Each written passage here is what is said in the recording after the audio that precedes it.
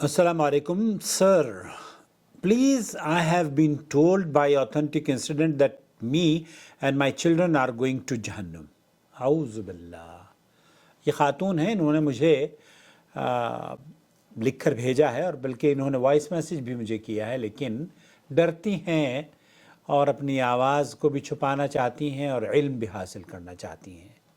کہتی ہیں کہ my kids are good, God-fearing children, 24 years old, 21 and 17۔ بڑے بچے ہیں اور ان کی عمروں میں بتاتی ہیں کہ 21 اور 24 اور 17 سال کے بچے ہیں، اور انہیں جو مصدقہ ذرائع ہیں بقول ان کے یو کے میں، یا وہ حادثات جو کہ رونما ہو رہے ہیں ان کو دیکھ کر میں نے پوچھا ان سے کہ کس نے یہ کہا ہے، کس کے اوپر یہ وحی آئی ہے؟ تو کہتی ہیں کہ وہ ایک سعودی ریٹرن آدمی ہے، 30-32 سال کی اس کی عمر ہے۔ لوگ اصل میں جو سعودی عرب کی مہر جس کے اوپر لگ جاتی ہیں نا، یا جبہ اور رومال پہن کر ٹی وی پر نظر آتا ہے یا جمعے کے خطبے دیتے ہوئے نظر آتا ہے، لوگ اسے جبرائیل امین معاذ اللہ سمجھ کر بیٹھ جاتے ہیں۔ ایسا ہرگز نہیں ہے۔ سعودی عرب میں بھی بہت سارے لوگ ہیں جو کہ یہاں کے علماء سے متفق نہیں ہیں، بلکہ سعودی عرب کے اندر مکہ اور مدینہ میں رہتے ہیں، امام حرم کے پیچھے نماز نہیں پڑھتے۔ وہ یہ سمجھتے ہیں کہ یہ لوگ تو سارے کے سارے معاذ اللہ گمراہ ہیں۔ یہ ہے ان لوگوں کی حالت۔ آپ کو جمعے کے خطبے میں انڈیا پاکستان کا ہر مولوی اسی طرح کا نظر آ جائے گا، وہ عرب جیسے کہ ابھی عرب کی فلائٹ سے اترا ہو، بلکہ قرات بھی ایسی کریں گے کہ شیخ عبد الرحمن سدیس پڑھ رہے ہوں۔ ایک صاحب نے قرات کری تو میں نے ان کو جا کے سلام کیا اور میں نے کہا آپ نے بہت خوبصورت تلاوت کی ہے، کاش کہ آپ جیسے امام عبد الرحمن سدیس ہیں کعبہ کے امام، جیسے انہوں نے سورہ فاتحہ پڑھی وہ زور سے آمین بھی کہتے ہیں، تو کاش آپ زور سے آمین بھی کہتے۔ تو بھائیوں اور بہنوں، یہ جو بہن ہیں ان کو ڈرا دیا گیا ہے کہ آپ کے حالات کو دیکھ کر یہ نظر آتا ہے کہ آپ تو جہنمی ہیں۔ اعوذ باللہ، یہی وہ فتنہ ہے جو کہ خاص طور پر ہمارے پڑوسی ملک میں اور ہمارے ملک میں امن اور سلامتی نہیں ہے۔ کیوں؟ ہر دوسرا آدمی جہنمی نظر آتا ہے مولوی کو، اور ہر آدمی مفتی بن کر دوسرے کے اوپر کفر کا فتویٰ لگاتا ہے، اور ہر آدمی یہ سوچتا ہے کہ فلانا شخص تو جہنم میں جانے والا ہے۔ حالانکہ حقیقت کیا ہے؟ اللہ کے رسول صلی اللہ علیہ وسلم نے فرمایا ہے بشروا ولا تنفروا، بشارت خوشخبری دینے والے بنو اور متنفر کرنے والے نہ بنو۔ صحیح بخاری اور مسلم کی یہ حدیث ہے، حضرت انس بن مالک روایت کرتے ہیں کہ نبی کریم صلی اللہ علیہ وسلم نے ارشاد فرمایا آسانی پیدا کرو، آسانی یسرو ولا تعسرو، آسانی پیدا کرو اور مشکل میں نہ لوگوں کو ڈالو، خبر دو، خوشخبری دو، بشارتیں دو اور انہیں متنفر نہ کرو۔ اس حدیث کے جو بھی داعی اسلام ہے یا مبلغین ہیں انہیں کم از کم اس حدیث سے یہ سیکھ ضرور مل جاتی ہے کہ ہمیں بشارت دینے کے بارے میں اللہ کے رسول صلی اللہ علیہ وسلم نے فرمایا ہے۔ ہمارا کام کیا ہے؟ ہم لوگوں کو متنفر کر رہے ہیں۔ اچھا کافر، آپ دیکھیے جو مشرک ہے، مسلمان ہے، کلمہ گو مشرک ہے، ہم اس پر بھی کفر کا فتویٰ نہیں لگاتے۔ اگر وہ توبہ کر لیتا ہے تو وہ ہمارا بھائی ہے۔ مشرک، کفر کرنے والا، ہر چیز کی اللہ رب العالمین نے آپ توبہ تو کیجئے، اللہ رب العالمین آپ کو آپ کے جو گناہ ہے نا، یبدل اللہ سیئات، جو سیئات ہیں، جو گناہ ہیں، وہ آپ کے حسنات میں تبدیل کر دے گا۔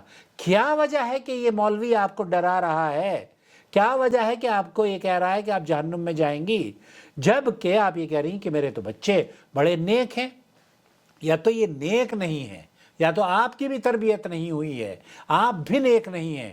کیوں؟ اگر نیک ہوتی تو اس مولوی کے منہ پر ایک وہ رشید احمد صاحب کی کتاب ہے نا، وہ تذکرۃ الرشید، وہاں ایک طوائف کے کوٹھے پر جا کر وہ ایک مولوی بدعقیدگی کی بات کرتا ہے کرنے والا بھی وہی ہے، کرانے والا بھی وہی ہے۔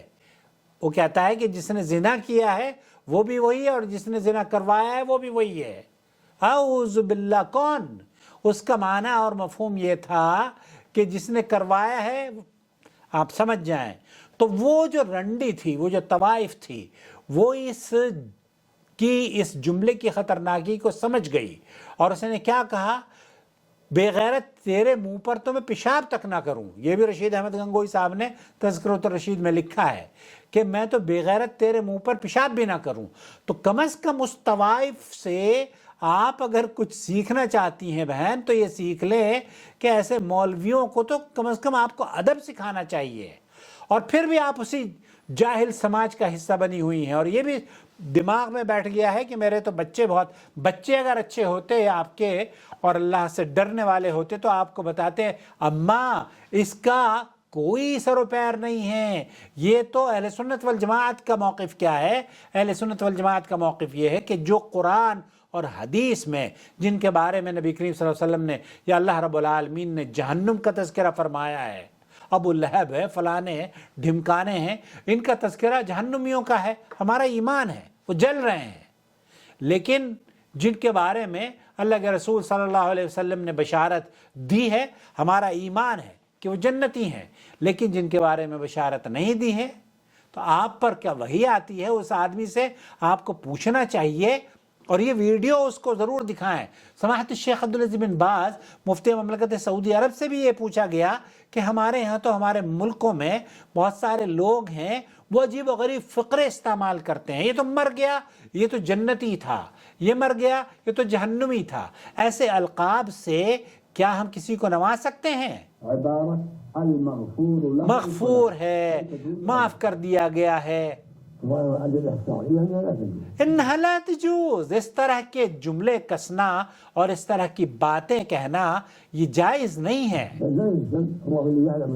اللہ الذی یعلم الحقائق، اللہ رب العالمین، یہ ہے سعودی عرب کے علماء کا راسخ عقیدہ، اللہ الذی لا یعلم الحقائق۔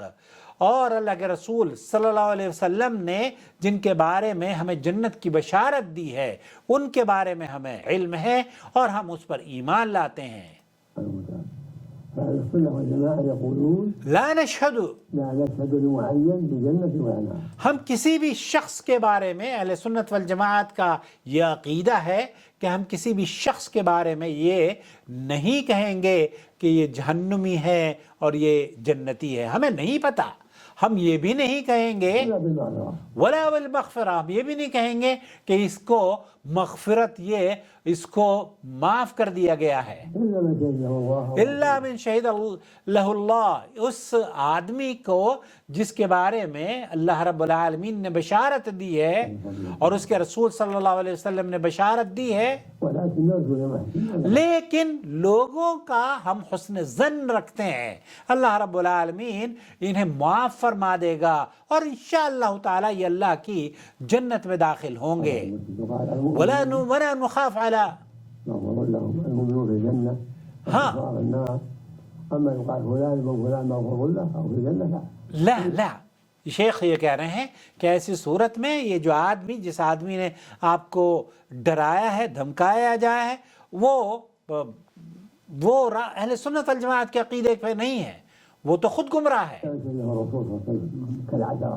کل عشر المبشرہ، شیخ بن باز کہتے ہیں کہ جو عشرہ مبشرہ ہیں ان کے بارے میں ہمیں یہ اللہ کے رسول صلی اللہ علیہ وسلم نے فرمایا ہے، الصدیق و عمر و عثمان و علی و عبد الرحمن بن عوف و الزبیر بن العوام و طلحہ ابن عبید اللہ، سعد بن ابی وقاص، ابی عبیدہ بن جراح، سعید بن زید، یہ عشرہ مبشرہ ہیں، لہم نبی صلی اللہ علیہ وسلم اور وہ دوسرے صحابی جن کی بشارت کی خوشخبری اللہ کے رسول صلی اللہ علیہ وسلم نے دی ہے، ہم ان کے بارے میں ایمان لاتے ہیں کہ وہ جنتی ہیں، اور جن کے بارے میں نبی کریم صلی اللہ علیہ وسلم نے جہنم کے بارے میں بتایا ہے کہ ابی لہب، ہم ان کے بارے میں یہ عقیدہ رکھتے ہیں کہ وہ جہنمی ہیں۔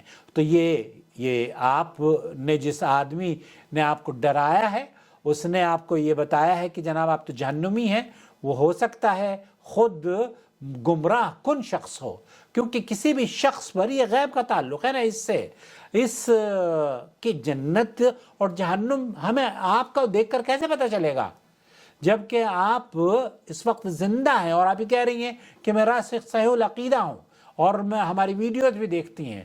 تو میری بہن آپ کو اپنی اصلاح کرنے کی ضرورت ہے. اور ایسے دشمن یہ جو سماج کو گندا کر رہے ہیں نا، یہ سماج کے بلکہ یہ امت مسلمہ کے دشمن ہیں، اللہ انہیں ہدایت دے. تو اللہ کے رسول تو فرما رہے ہیں بشرو، بشارت دینے والے بنو، ولا تنفرو، اپنے آپ کو بشارت دینا، خوشخبری سناؤ، اور نفرتیں اور الگ الگ کرنے والے مت بنو.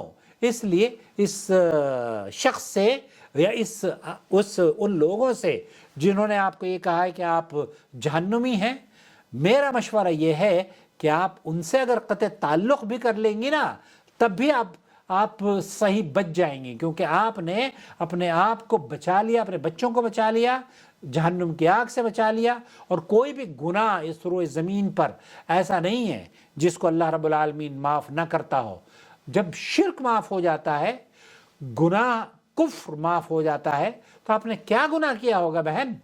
اور یہ حادثات، یہ جو حادثات آپ کہہ رہی ہیں نا کہ بہت سارے حادثات ہوتے ہیں، حادثات کیا آپ کے گھر میں صبح شام کے کھانے نہیں پکتے؟ اب عائشہ کہتی ہیں کہ ہمارے گھر میں تو 2 مہینے تک کھانا نہیں پکتا تھا. صحابیات کے گھروں میں چولہے نہیں جلتے تھے. وہاں تو ایسا ہوتا کہ بدر کے شہداء کو پوری طرح سے کفن اور قبر بھی نہیں ملا. اب یہ حادثات ہیں، آپ سمجھ کر بیٹھ جائیں یہ میٹیریلسٹک جو دنیا آپ نے بنائی ہوئی ہے نا، اس کا نتیجہ یہ ہے. ویسے تو آپ بہت سمجھدار ہیں، لیکن جب آتی ہے نا دین کو سمجھنے کی بات تب آپ مفلس اور کنگال ہو جاتی ہیں. اللہ آپ کو بہرحال اس شر سے محفوظ فرمائے. اپنا بہت خیال رکھیں، اور راسخ العقیدہ، صحیح العقیدہ منہج اگر آپ کو سیکھنا ہے تو ہمارے چینل سے جڑیے. ہم آپ کو قرآن و سنت پر مبنی وہ عقائد آپ تک پہنچانے کی کوشش کریں گے جس سے اللہ کی رضا حاصل ہو سکے. واجب على علماء الحق أن يتقوا الله وأن يعلموا الناس وأن يرشدوا الناس من طريق الإذاعة، من طريق الكتابة والصحافة، من طريق التلفاز، يعلموا الناس دينهم. توحید یہ ہے کہ ایک معبود حقیقی کی، ایک اللہ کی عبادت و بندگی کی جائے، اور اس کی ذات میں، اس کے صفات میں، اس کی الوہیات میں، اس کے تصرفات میں، اس کے علم میں، اس کی قدرت میں، اس کی شان و عظمت میں کسی بھی مخلوق کو بھی شریک نہ بنایا جائے، نہ پارٹنرشپ بنایا جائے. یہ ہے اصل توحید.